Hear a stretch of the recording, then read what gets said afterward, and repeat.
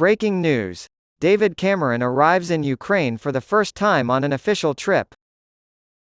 David Cameron, Britain's new Foreign Secretary, met with Ukrainian President Volodymyr Zelensky in Kyiv on his first official trip abroad. The United Kingdom's Lord Cameron reaffirmed their moral, diplomatic, and, above all, military support for, however long it takes, for Ukraine. Zelensky extended his best wishes to Cameron in his new role and expressed appreciation for the United Kingdom's ongoing support. Lord Cameron became Foreign Secretary in a cabinet shuffle on Monday. The Ukrainian president made reference to the Middle East and said, "This is very important, especially now, when the world is paying attention to the situation on the battlefield in Ukraine, and dividing the focus really does not help. We appreciate the UK's continued solidarity with Ukraine. We appreciate the kindness shown to Ukrainian immigrants to the United Kingdom. And we're happy you made the trip to Ukraine," he added. In a video clip of their meeting that Zelensky shared online, Lord Cameron can be heard saying, "I wanted this to be my first visit.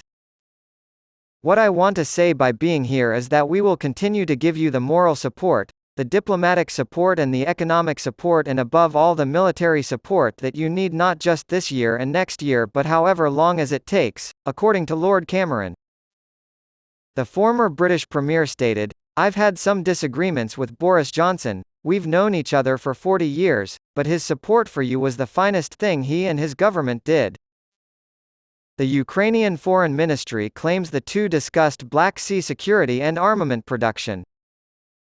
"As winter approaches, we continue to stand with the Ukrainian people as they resist Putin's illegal invasion," Lord Cameron said in a statement released after the meeting. "They have pushed Russia back in the Black Sea in the last 3 months, opening up crucial sea trade routes for the Ukrainian economy and global food supplies." Since Russia invaded Ukraine in February 2022, the United Kingdom has given that country millions of pounds worth of military aid. British military personnel have trained thousands of Ukrainian recruits on British soil and donated military hardware like Challenger 2 tanks and long-range missiles. Ukrainian forces have made a potentially decisive advance in southern Ukraine by establishing positions across the Dnipro River, which is why Lord Cameron has decided to visit the region. Local Russian-installed officials acknowledged on Wednesday that Ukrainian forces were present in the village of Krinky, on the Russian-occupied left, East Bank. Since Russian troops withdrew from Kherson a year ago, Ukrainian and Russian forces have been separated by the river. This is encouraging news for the Ukrainians, whose counteroffensive against Russia has stalled after 4 months. In his new role, Lord Cameron will sit at the cabinet table for the first time in over 7 years. He has replaced James Cleverly, who was moved to be Home Secretary to take over from Suella Braverman in a dramatical overhaul of Rishi Sunak's cabinet on Monday. Lord Cameron was Prime Minister of the United Kingdom from 2010 until his resignation in 2016.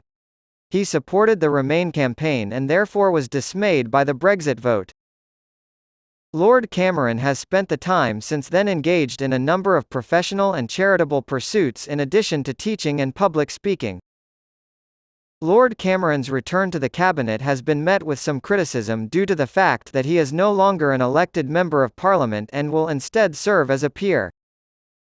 Since Lord Cameron will not be present in the Commons chamber to take questions during the regular departmental scrutiny sessions, opposition parties and Speaker Sir Lindsay Hoyle have voiced concerns about how MPs will be able to hold him accountable.